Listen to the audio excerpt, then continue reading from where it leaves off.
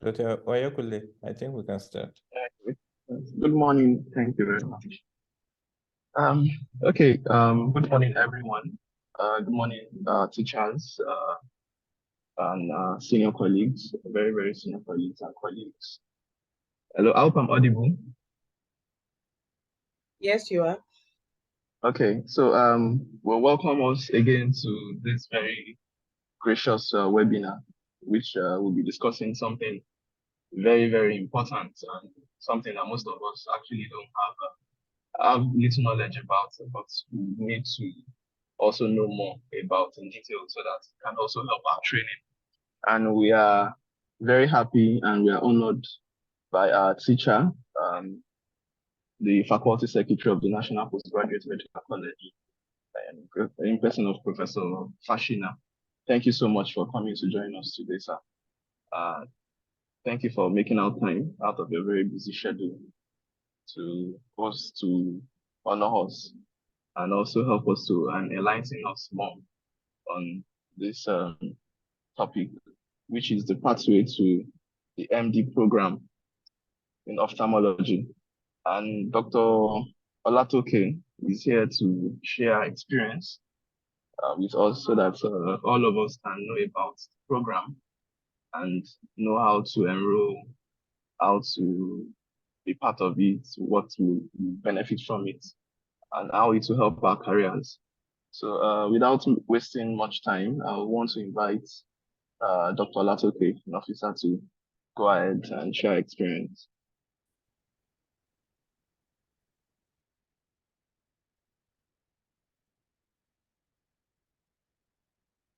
Dr. Officer, yeah, you can go ahead. Thank you.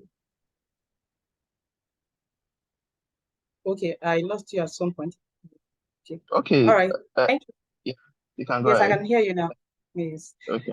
Thank you very much. Good morning, my teachers, my mentor, Professor Fashino, senior colleagues and colleagues.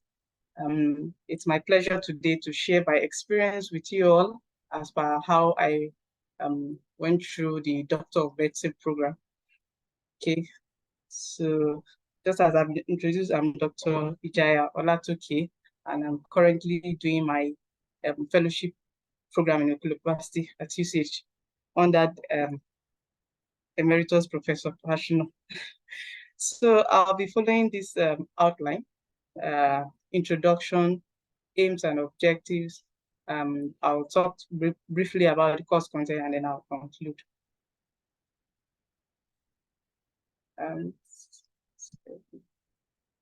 Okay, so the Doctor of Medicine program actually fully commenced in the year 2020. That was after the Senate meeting that was held in June 2019, where an approval was given for the commencement of the program. And currently is considered by the National University Commission to be equivalent to a PhD degree. Actually, a circular was passed at that point in time, which was from the NUC, was addressed to the vice chancellors of all universities in Nigeria. They should consider the Doctor of Medicine program to be equivalent to PhD. There's a little backstory to that. In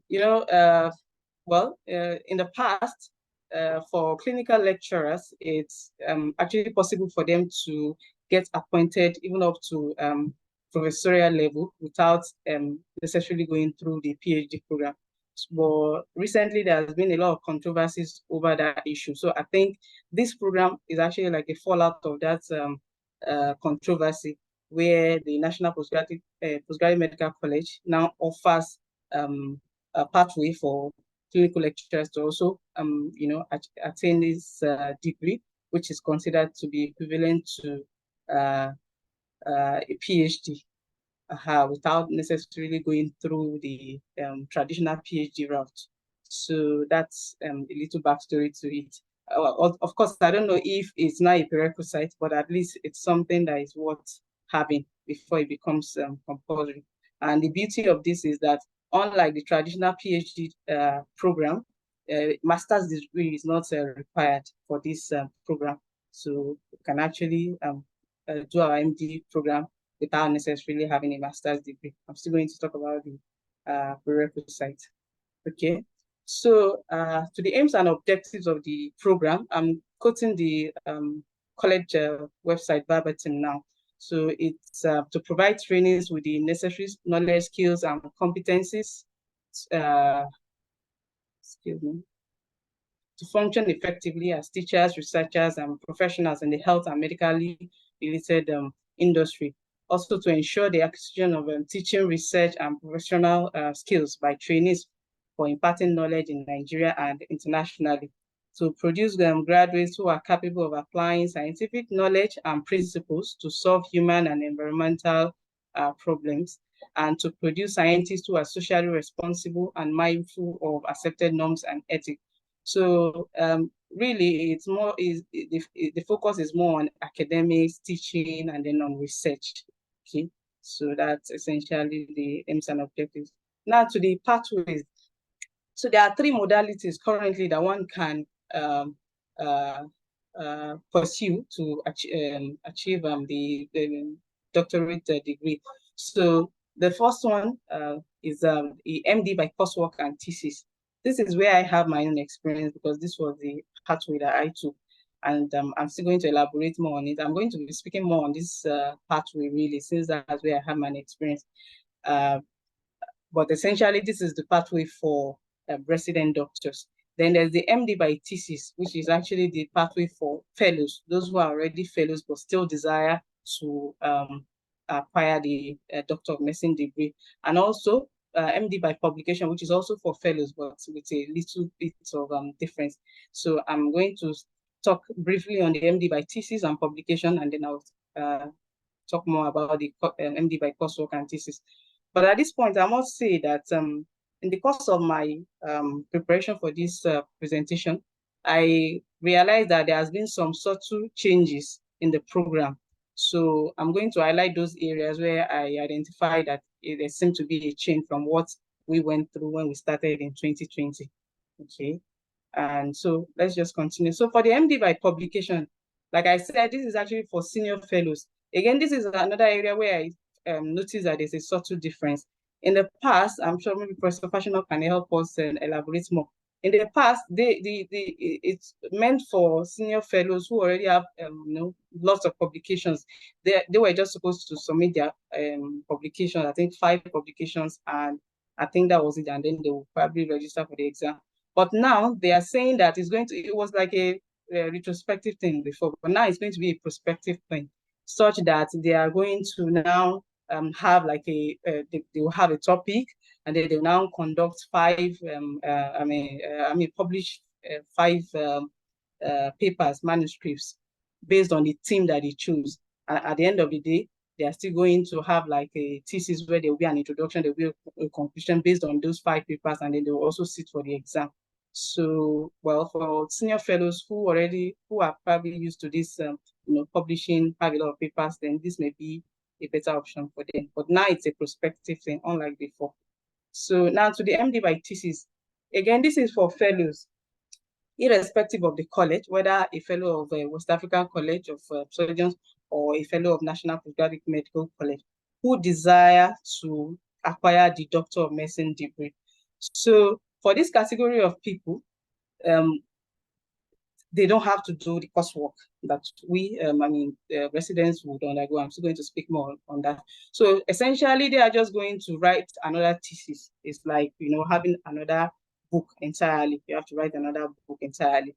Okay. So of course, it entails, applying for the program itself, and then they will say sign a compact form. A compact is just like an agreement between the candidates and the supervisors, and then they will draft a letter of intent. That letter of intent is just like a mini abstract of what you intend to, the topic, and then they will apply with that. Afterwards, they will now go through the normal process of a dissertation, of writing a dissertation. That's exactly what they will also go through. Do a proposal, get ethical approval, and then you do your field work as soon as the proposal has been approved. Of course, they will do their field work, and then they will defend the book, just the way we do for part 2. So it's just like writing another book altogether. Okay, so the only difference is in the courses. For fellows of National Postgraduate Medical College, because they would have done the prerequisite pre-part 2 courses, the research methodology, the health resource management. For those category of people, they don't have to repeat any of the courses. That's the advantage for them. But for fellows of West African College of Surgeons, they are going to repeat these courses because they probably would not have done it since they didn't write part 2 for nationals. So for people who have both colleges, then this will be an advantage. So essentially, that's what the MD by thesis entails. Now to the MD by thesis and coursework. Like I said, this is where I have my experience. However, in my own case, I already had an already approved dissertation proposal before the introduction of the program. In other words, by the time the program started, I think in September 2020, when they introduced it fully to us as residents, then that's associate fellows who already had part 1. I was already, my proposal had already been approved, and I was supposed to go for my field work. But because I showed interest, so what I did was I simply just applied for the program, and then I used my already approved dissertation proposal that I just sent to the college. And when that was not approved, I was simply asked to go out for my fieldwork. However, because the program was just starting, we had a lot of delays, a lot of communication gaps, a lot of unanswered questions because it was a new program. So the response from the college was not really forthcoming. So that kind of delayed our work. It took a while before the program now became seamless, more or less. And I know of a lot of my colleagues who at some point felt that the delay was just not tolerable to them, so they had to drop out of the program. So yes, initially we had that challenge, being a new program, but eventually everything became okay, and we were able to finish the program. And now there's actually a proper structure for the program. I don't think those delays, and then there's a desk officer too that is very responsive now. And most of the questions that people ask now, they now have already documented responses such that there shouldn't be any cause for those unnecessary delays that we had. Okay, so I didn't go through the initial process of getting a topic and writing a proposal. No, I already had all of that. I simply just went on to get it approved so that I could continue with my field work. But let's just talk about what it is currently, what is obtainable currently. So, like I said, the MD by thesis and coursework, that's where the residents are concerned. And the requirement is for associate fellows of the college who have registered in the residency program, of course, and they have passed their part 1. Well, in this case, what is clear to me is that it has to be for those that are interested in this pathway, then you must have passed part 1 of National Postgraduate Medical College. I am not aware that one can actually use the part 1 of the West African College to now register for the program. I think that's an area maybe Professor Pashino can actually shed more light on it. But what is clear is that a senior registrar that has passed part 1 and is interested in the program can actually go through this pathway. Okay, so that's just the requirements. Part 1 in nationals. That's all. Okay, so now what are these courses? Because the only difference between MD by thesis and MD by coursework is the courses that we talked about. So the courses can be divided into two actually. Now they are college courses, they are faculty courses. For the college courses, those ones are universal to all the faculties, and everybody will go through the courses. But you see, it's more or less very similar to the courses that one would still undergo if you were simply writing part 2 exams and not the MD degree. So there's really not much difference in it. We can see the courses listed here. There's advanced research methodology, there's advanced health resource management, and then medical education, assessment and examination methods. So apart from the medical education and assessment and examination method, which seem to be an addition, every other person will still undergo these other two courses. And like I said, when we started, we did ATLS. ATLS is actually a major course. So I was actually surprised when I checked the college site and I saw that it's not listed as part of the college courses now. ATLS accounted for was actually the most expensive of all the courses that we did back then. So, and it was an on-site, and not just on-site, it was a must pass. Like people, if you don't pass it, you need to repeat it. So it was like a rate limiting step at that time. But I noticed that it wasn't listed, even though it's still on the website, it's still being offered, but it wasn't listed as part of the college courses. So I don't know whether it has been expunged, or maybe Professor Fashino can help us shed more light. But these are the courses that were listed. Again, when we did ours, assessment and examination method was not standing alone. I think it was part of the medical education that we did, because I remember that during the medical education, we learned about, grading medical exam, all those FMCOph and some things like that. So, but now it seems to be a standalone course. But the beauty of this course is now is that they are now online. Unlike when we started, I had to travel for some of those courses.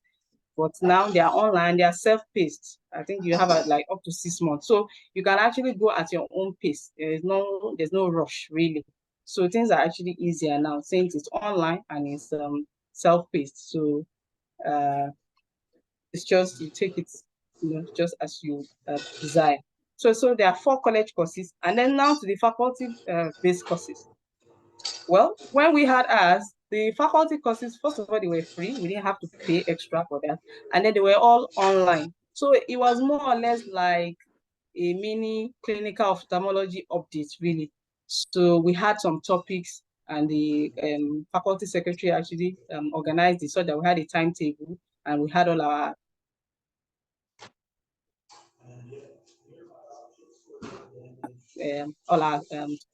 took like about 1 week or so. So they simply organized it for free of charge, and that was it. So this faculty-based courses is where there could be variation from one faculty to the other. And I'm thinking maybe the ATLS is now a faculty course for maybe relevant faculties like surgery, where they do a lot of emergency medicine and all of that. But for ophthalmology, the faculty courses were just like clinical ophthalmology update courses, but not as elaborate. So that was what we did. So we did the college courses, and then of course we also attended the courses. Okay, so going through the program, the registration for residents who are interested in MD by coursework and thesis. Just like I said, of course, whoever is the candidate must have, started residency, must have passed part 1. Okay, in that's National Postgraduate Medical College part 1 in any of the faculties. Okay, and then the next thing is, okay, if somebody desires to start the program, you would there's an application process. There's an application form, which I'm still going to talk about the financial implication. But essentially what you need is, first of all, you need to get a topic, because there's no way you show interest for the program and you don't even have an idea of what you want to do. So that's the first thing that the candidate needs to do. You need to get a topic, and then you need to get supervisors. Now, the supervisor, I think I'm still going to talk about it here. They said that you need at least 2 supervisors who must be full professors or fellows of 10 years standing, who in addition to that hold the college MD degree or its equivalent. So we just need 2 supervisors who already have the MD degree. Although I understand that at least one of them must have an MD degree. I don't think they are really strict about the 2 of them having MD degree. In my own case, both my supervisors were one of the foundation MD degree holders, so I didn't even have problem with changing my school. Okay, so that's first thing to do. Get a topic, get 2 supervisors that are ready to supervise the work, and then you fill a compact form. Compact form is just like an agreement. There's a template on the website, so it's just like an agreement between the candidate and the supervisor. So the supervisors will fill that, and then you now have like a 500 words statement of intent. That's just like a mini abstract, really, where you just give a summary of what you intend to do. Of course, there's room for modification as you go by in the program. So, but essentially, you must have an idea of what you want to do, put it in words, about 500 words, sign a compact with your supervisors, and you're ready to apply for the program.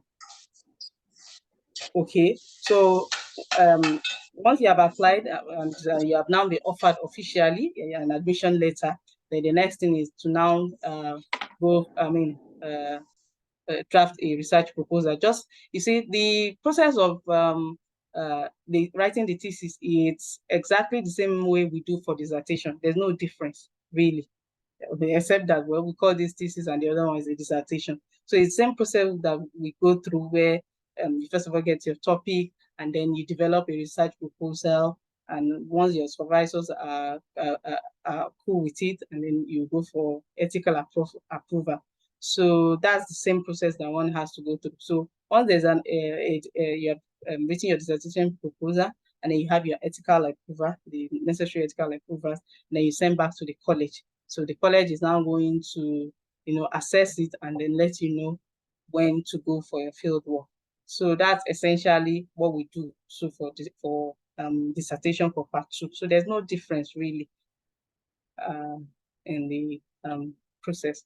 Okay, so the duration of the program, well, essentially it's 2 years. But I understand that there are 3 semesters in a year, so they will say minimum of 6 semesters, but that's actually like 2 years, 2 sessions, because you're going to pay tuition twice, pay tuition each session. So you're going to pay tuition, but that's minimum. Of course, if for any reason you have other delays and you're unable to finish the you're unable to, complete your thesis within those 2 years, then that would extend the program. But the minimum is 2 years, which is still, as far as I'm concerned, same as the dissertation, where for nationals you can't even go for part 2 until 1 year after the research proposal approval.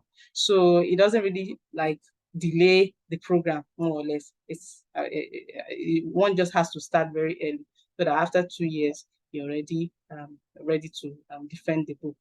Okay, so well, I saw this on the site.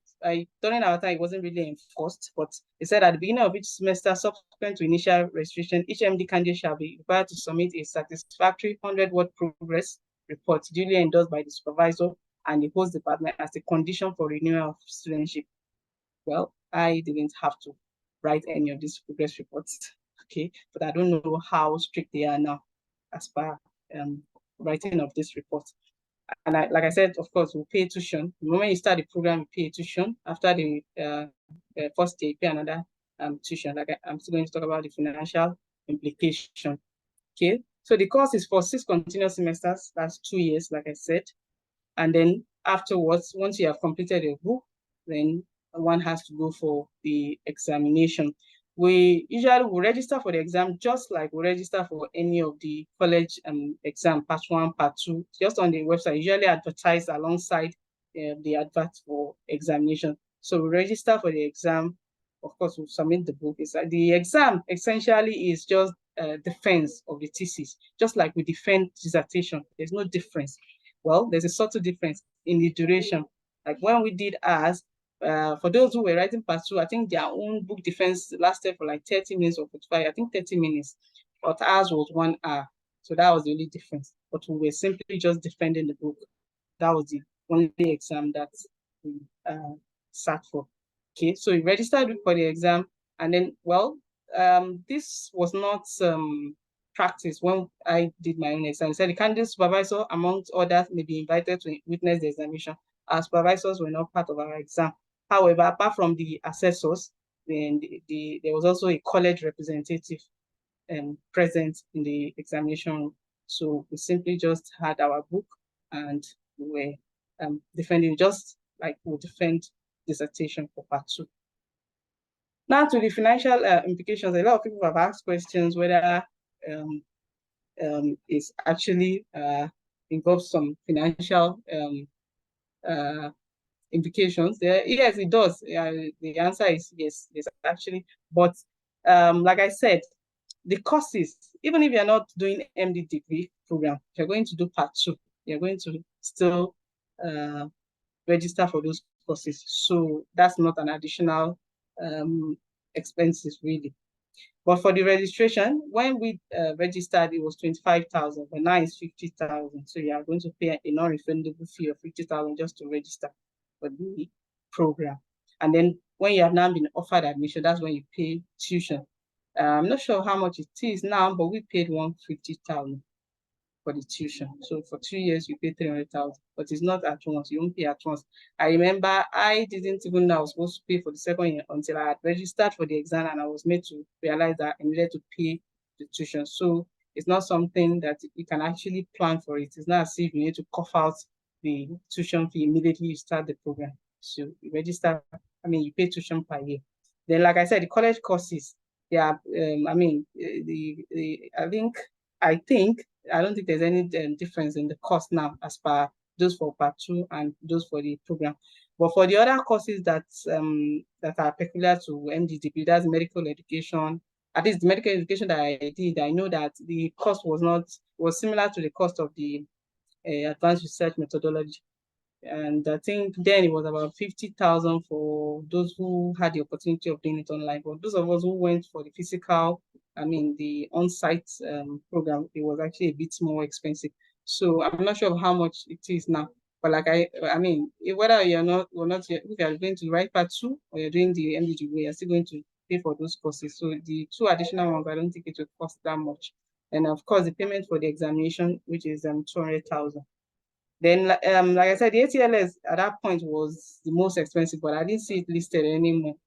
Then it was, I think, 200,000, but I saw it listed as 350,000 now, but it wasn't listed as part of the courses. So I don't think, according to the website, it's now considered to be one of the college courses, which is actually a reduction in the financial burden. Okay, so that's it. That's the Doctor of Medicine program in a few minutes, really. So I'll conclude by saying that, by answering the question that is the MD program worth it? And my answer will be emphatic yes. And the way I look at it is that it's actually like adding value to post-part 1 residency training, such that, if you have the opportunity to, rather than just getting the fellowship degree with both the dissertation and the clinical work, the MD program actually gives us the opportunity to use your book, to get a different degree, which is the Doctor of Medicine degree, and then 6 months later, you can then write the clinical exam and bag the fellowship. So, well, even though when we started, we wanted to combine the exam, we felt that last 6 months, that why are we not also writing the clinical exam? As at then, it was not allowed. I don't know, maybe subsequently they will allow it. But what I know for now is that you cannot combine the Doctor of Medicine degree, as this is the defense, with clinical exam, that's part 2, or fellowship as it's now currently obtainable. So you need to first of all defend the thesis successfully, and then 6 months afterwards, you now register for the fellowship exam. But the beauty of it is that you are not going to be repeating book for the part 2 exam. You're only going to write the clinical exam and get your fellowship degree. So if you ask me, I would say it's worth it. So my references, just the college website and my personal experience. Thank you so much for listening. I would welcome comments and questions, clarifications. Thank you.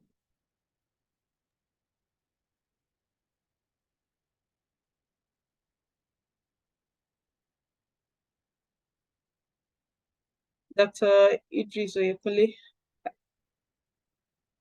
Hello, can you hear me? All right, thank you so much, Dr. Olatoke. I think Dr. Idris may have technical issue. Oh, okay. That was a swift presentation and very detailed. Now it's time for Q&A. We have with us the Faculty Secretary of the National Postgraduate Medical College of Nigeria, Professor Fashina. Thank you, sir, for coming to enlighten us about the college program on Doctor of Medicine. So the forum is now open for colleagues that wants to make inquiry about the MD program to do so. I can see some questions on the chat already.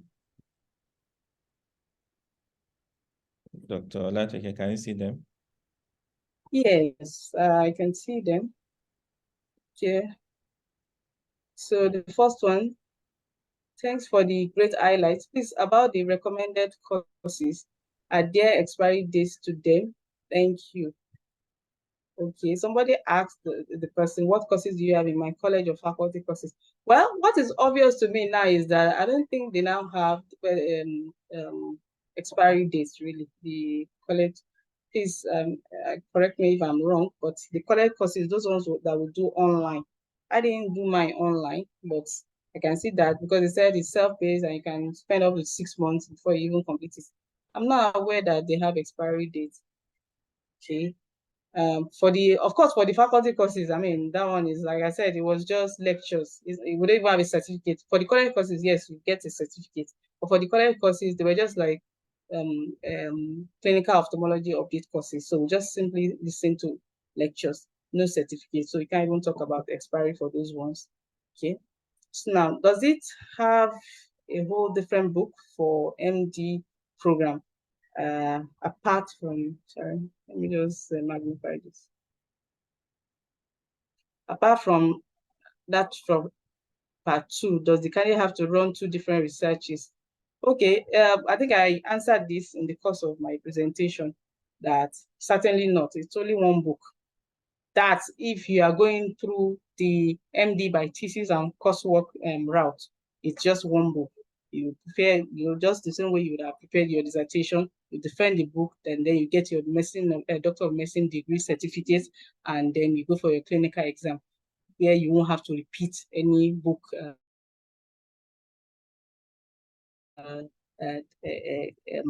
defense. So it's just one book. However, for those who are already fellows and now they now have interest in the program, then whether they are fellows of the West African College or fellows of National College, they will have to write another book. That's if they want the MD by thesis pathway. But for those who prefer the publication, then it's actually like another book, but at least it's modified. It's more or less like publications, you understand? So for those who are already fellows, then that's opportunity is not open to them. They will need to write another book entirely. So that's the advantage for those of us who are still residents and are interested in it. It's just one book and you get 2 certificates. Okay, so okay. Thank you, Ma. Just some clarification regarding the duration. If 2 semesters in a year and 6 semesters, how is it 2 years? How long minimum after result can one register for exam? Okay. First of all, I said there are 3 semesters in 1 year, actually, not 2 semesters. So that's why the 6 semesters is equivalent to 2 years. But you see, the beauty of the program is that it's not rigid at all. You see, you go through the program just as every other person is going through the post-part 1 residency training. You understand? So it's not as if there's no classroom work per se. So it's just that you register for the program and you continue to work on your thesis. And when you are ready to defend it, you go for your exam. Of course, you must have done your requisite courses. So it's not rigid at all. It doesn't alter your residency program at all, really. So that's the beauty of the program. There's nothing, very intense about it. Just go at your own pace. Just work on your design, on your thesis. That's just it. Okay. And to the other part of the question, that will depend on, I think the person wants to know how long after the research proposal approval can one register for exam. First of all, no matter how fast you are working on the thesis, the program must last minimum of 2 years. So you cannot register for exam if you have not spent 2 years in the program. That's one. Then aside that, then that will now registering for the program will now depend on the candidate. The moment you have completed you have gone for your field work and you have completed your thesis, then you register for your exam, except if you have other delays. Okay. So that one is up to the candidate, because the longer you delay, then the more you have to pay tuition and all those things. So really, we should just quickly work on the book. And once it's 2 years, then you become eligible to register for the exam. Okay, so that's it. Bypass in 21.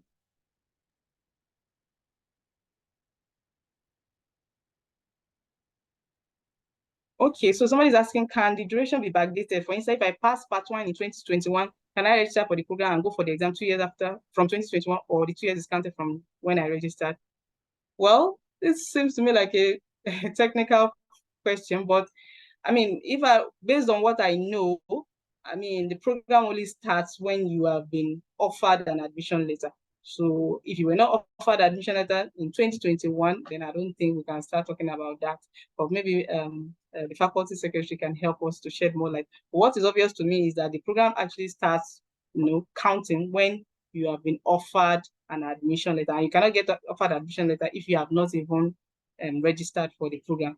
So what is obvious to me is that the counting will start when you register. That will be not when you passed the part 1. That's if the candidate does not mind. I mean, having passed in 2021 and then starting another 2-year course now. And another thing you need to consider is, it is still lumped under residency training, and that kind of has a duration, so to speak. So I don't know how that might clash with, the duration of the maximum duration acceptable by the college for residency training. Okay, so but apart from that, I don't think there's any problem with that.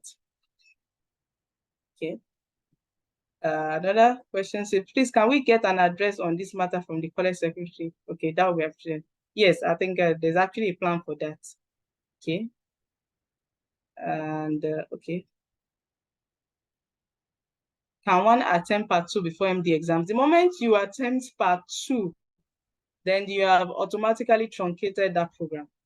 Of course, you will defend that thesis that you were preparing for the MD program will be considered as a dissertation, and you will defend it just like any other person that is writing part 2. But that will mark the end of your program. So if you don't desire afterwards to register for the program, then you need to go through those other 2 pathways for fellows, for candidates who are already fellows of the colleges. Okay, so that's just it. Once you have not done, because for now the MD exam must come before part 2. They don't even allow us to lump the 2 exams, not to talk of bringing the clinical exam before the MD exam. And you can't present that book twice. That's another problem, because the moment you are writing part 2 and you don't have MD, the only waiver currently in the college for book defense is MD degree. So if you don't have an MD degree, then they cannot waive book. At the moment you present that book for the exam, that book has been used, and you cannot bring back that book as a thesis to now defend it for MD degree. So I hope that is clear. Okay, the address I already said. I'm sure a post is working on that. Professor Passion is going to address us shortly. Okay, thank you very much. Please, how long does it take to gain admission for the MD after submitting the concept move? I'm afraid I can't really predict, but I don't think it will take long. Like I said, when we started, yes, there was a lot of communication gap. It took months even for us to even get our admission letter, get all those things. So, but for now, there's a desk officer, so that one can easily communicate with. So, but as per the duration, I won't be able to predict. But I don't. It's something that I don't think is going to take that long. really. But if you are not getting any response from the college, it's always better to engage the MD desk officer, okay, so that you know exactly what the delay is. After it closes December 31, will there be opportunity to register again? Well, they usually announce. You need to, just keep a tab on their website. They usually announce when another session is about to commence, and then you can register for the program. Thank you for the information. Please, is the MD acceptable by NUC? Yes, that one is yes. I'm very sure of that. But there was a circular. I wanted to get it, but I couldn't lay my hands on it again. There was a circular that was passed from the NUC addressing the addressed to the vice chancellors of universities, where they asked them to consider the MD degree as an equivalent of PhD. So yes, it is. Okay, so after this question, okay, yes, Dr. Idris, please go ahead. We should take Professor Fashion's address now.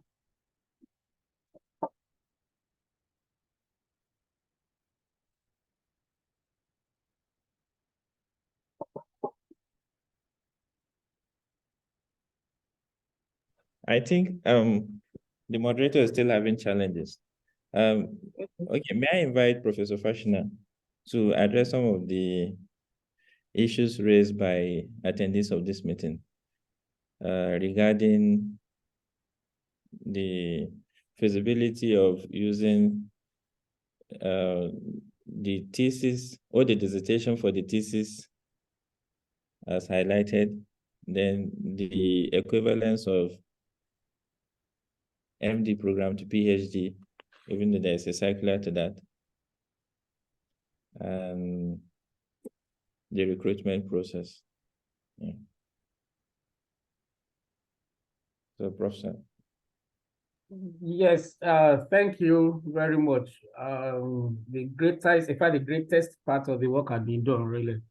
Let me just at this moment also pay tribute to the other graduate, because we have two convokees for MD, and the other person is Dr. Ijaiya-Olatoke N.O MD. She's actually on this attending this program virtually. So those are the two convokees that we have had so far, together with Dr. Olatoke. Much of the questions have been answered by her, actually. But upfront, let me just apologize on behalf of the college. You see, MD program is college-based program.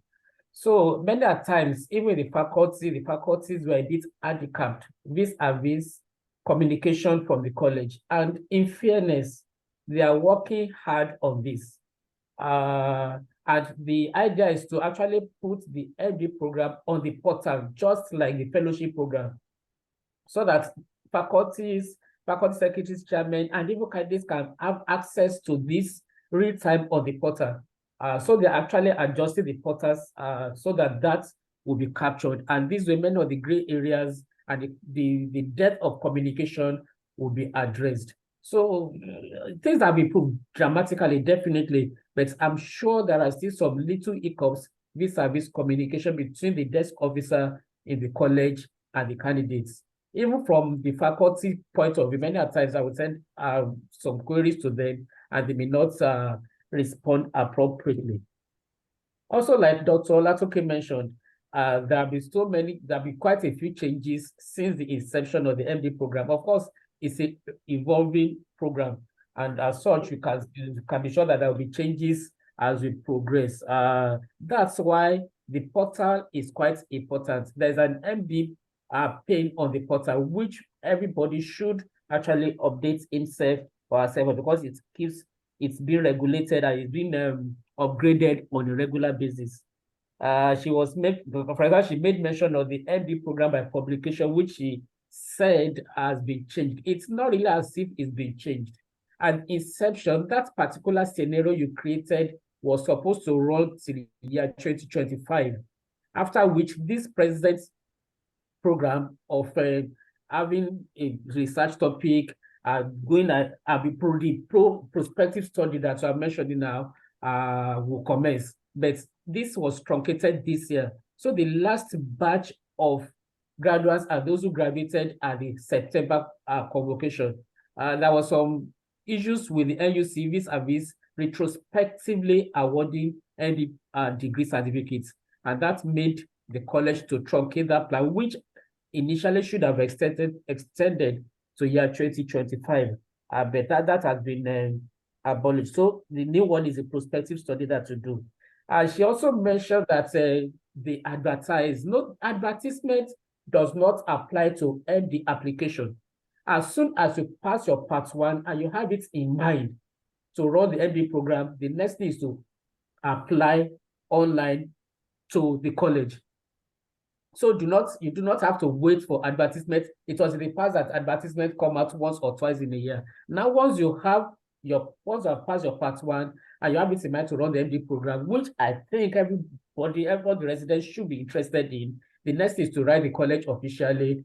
Everything is clearly spelled out on the portal, the compact form that has to be filled by the candidate and the supervisor, and the concept note that she mentioned of 500 words, giving a brief summary of what the research area is all about will be indicated, following which the college will give the provisional admission into the program. And following this, then the proposal can be written and on like that. The only area that advert to come out, of course, for the examination, the advert to come out like advert comes out for fellowship. When to write exam, but it still goes without saying that, of course, you need 1 year after proposal acceptance before you can actually present for the MD examination. The thesis is one area that we also need to look at, because when she started as, that was about the first or the second set of candidates as at that time. So they were not paying too much attention to this, but the word count is one area that so many candidates have been disqualified in recent times, because the word count is quite important. For thesis, it's between 50 and 100,000 words. If it's less than that, it will be rejected right from the college level. And the other things that, but by and large, these are areas that I think we need to look at. Unless there are other, okay, she has explained it and it's quite in clear terms. Once you have used the same research for part 2 fellowship, you cannot go back and say you want to use it for MD dissertation. It's the other way around. It doesn't work in reverse order. So once a person has passed the part 2 fellowship, the other avenue available to such an individual is to run the MD program by thesis. Just write an application to the college with the compact form filled by the candidate and the supervisor, concept note written, and provisional admission letter will be issued by the college. I don't know if there are any other specific areas that the communication regarding MD program. I posted the email on the chat box. You should actually go to the MD program at npmcn.edu.ng.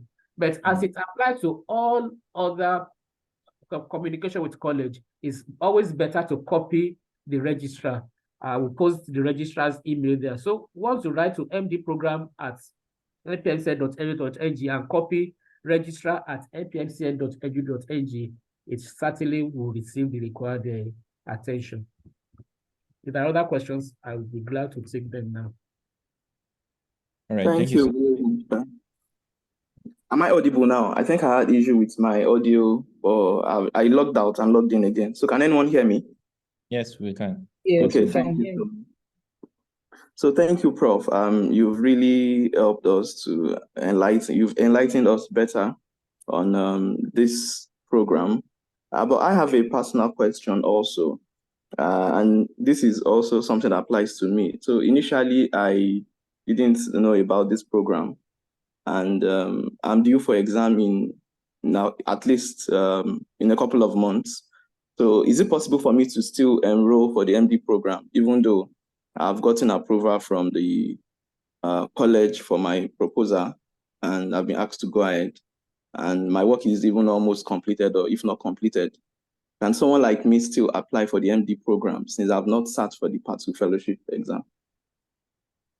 Yes, you can. Like Dr. Olatoke mentioned, if you are ready to wait the period between now and the time you run the faculty courses, the college courses, which may take roughly about 2 years, like you mentioned. The semesters, actually, because they run continuously, they are compressed into 1 year. So that gives that's why within 2 years, you can actually do that. The advantage, so the timing is the only thing that you may need to consider. Otherwise, what you need to do is write the college that you want to convert your approved proposal for the fellowship, want to convert it to MD for MD program, and automatically, seamlessly, it will be taken at that level, so that you don't need to start writing a new proposal for the MD thesis. So it's just a matter of intimating the college that you already have approval and attach the approval to it, and that particular approved proposal for the fellowship is what is going to be used for you for the thing. So it's just a time that may be delayed a little bit. Otherwise, you are still good to go, since you have not used that particular research for fellowship exam.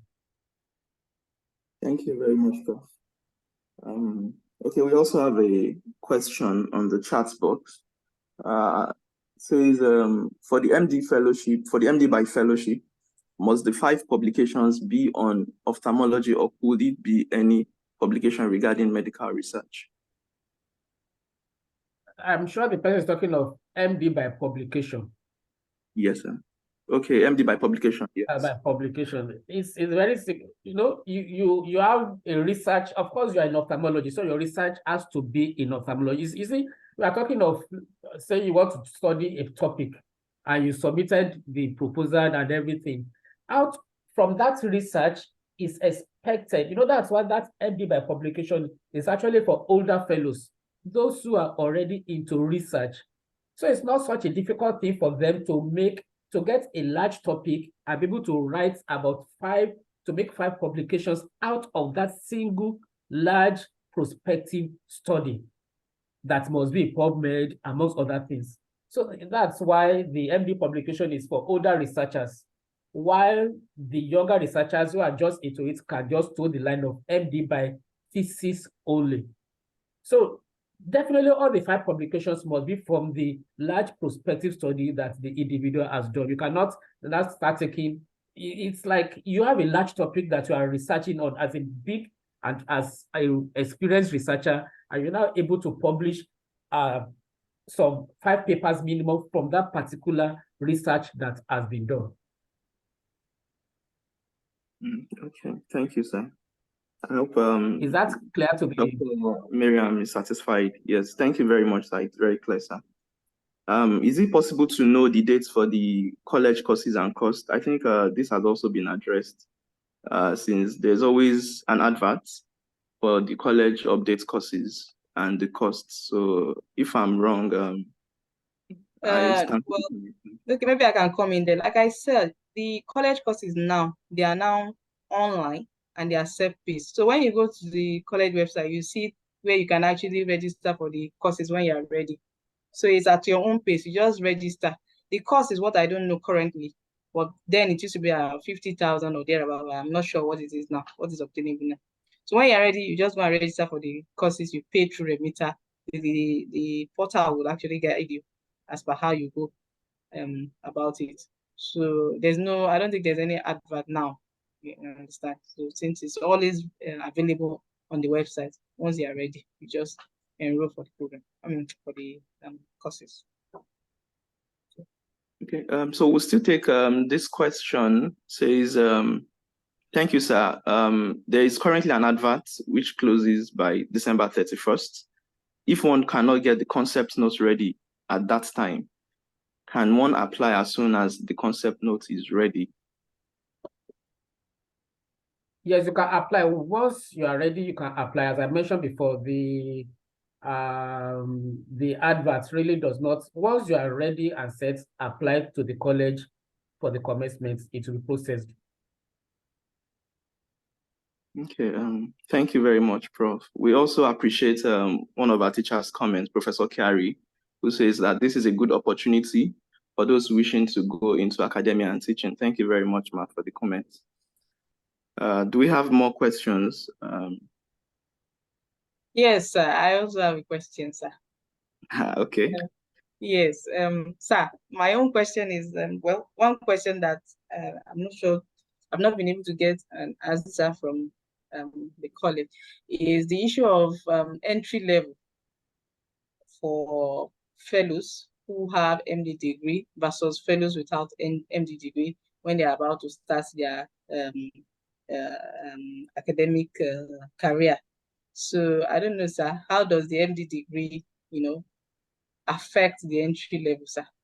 Or at what point does it really confer like an added advantage, since a fellow with the MD degree has like a PhD already? That's my own question, sir. Thank you, sir. Well, you rightly mentioned the historical background to the MD, which has to do with issues in becoming professor, but more importantly, when it now comes to issue of vice chancellor, the VC and the other things. And the NUC, or some people in NUC looking at our fellowship as purely clinical. A lot of issues came up, so we can't really go back into those historic perspectives. And that's why, but we know that worldwide the fellowship is even higher than the PhD. And that was the basis, that's the basis, for example, why the MD exam comes 6 months before the fellowship. So in terms of ranking, entry level wise, I know with your fellowship, you can enter as lecturer 1. And as at today, to the best of my knowledge, with your PhD, you enter as lecturer 2. So MD is really at the level of the PhD when you talk of the entry level.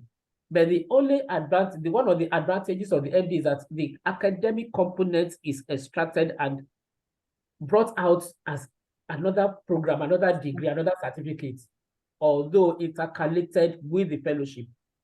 So it's like having the fellowship, which has a higher in terms of entry points, but also having the academic component to it. So that when it comes to issues of whether you can supervise PhD students, PhD candidates, that's another thing. He said that those who are professors but who do not have PhD cannot supervise PhD candidates. But with your MD, certainly you can do that. And the other... Because how then do you want... Sorry, is that an artifact? Yes, sir. Okay, Yeah. so that's academic. So you are empowered with that academic component. So it's not as if you are not going to join the two together and enter as a senior lecturer. No, with your fellowship, you still be able to enter as lecturer 1 into the university. That much I know. But the MD incorporated into it gives you a better leverage in the academic aspect of this. Yes, sir. Thank you very much, sir. Thank you very much, sir. This is one of my best webinars so far. Thank you so much, Prof. Thank you, our presenter, Dr. Ijaiya-Olatoke. And thank you so much, everyone who joined, listened, contributed, and participated. We appreciate your time. We also appreciate the fact that even though, despite the fact that this was postponed an hour beyond the time we had planned, you could still come, join, and be part of this. Thank you so much. I think we can round off and then call it a day. Dr. Bature, please, over to you, sir. All right, thank you so much. That was a wrap. Thank you, Professor Fashina, for the time and also shedding light on the MD program. We really appreciate. Thank you, our presenter, pioneer, convokee, you and Dr. Ezin Onevuni. Congratulations. Thank you. Can't wait to join you for the ceremony. Thank you. All right. Thank you, Wiles. We'll see you another time. Bye all. Yeah, bye. Bye. Thank you.